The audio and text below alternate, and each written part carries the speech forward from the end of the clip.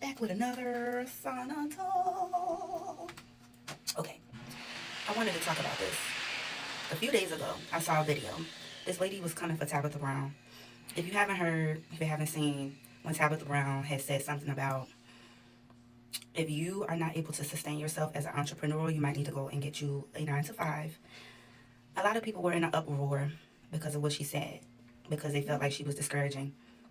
I didn't take it like that. I simply understood that she was saying if you couldn't maintain your entrepreneurial um, system, then you should go back to a 9 to 5 system and get yourself together and then maybe come back to the business.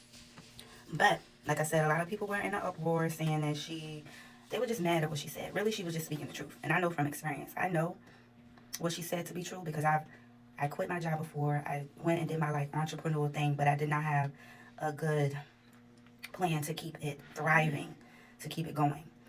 The thing about entrepreneurship is when you start your business, the first 5 years, you're really not supposed to be touching that money. The money that you're making is supposed to go back to the business.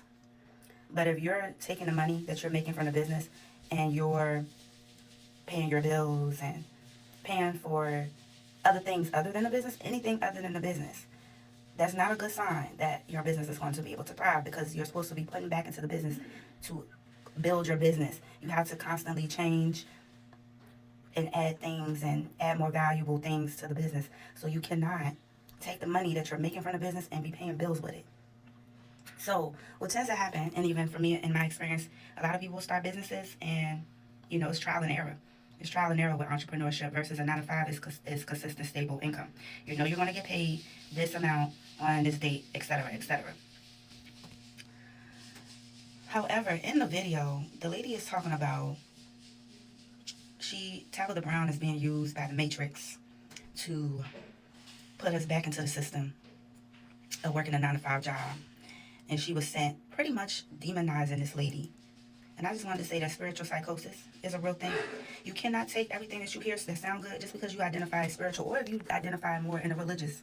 It doesn't matter. And what you'll kind of find out more if I pop up on your feed, if you follow me, you'll kind of find out more that I see both sides. I feel like they all come together. I don't pick which one is right and which one is wrong. That's not what I'm going to do.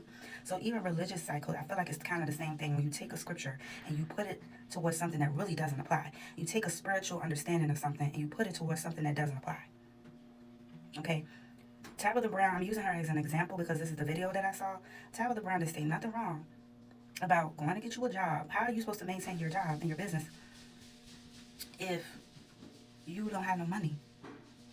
You got to go get you a job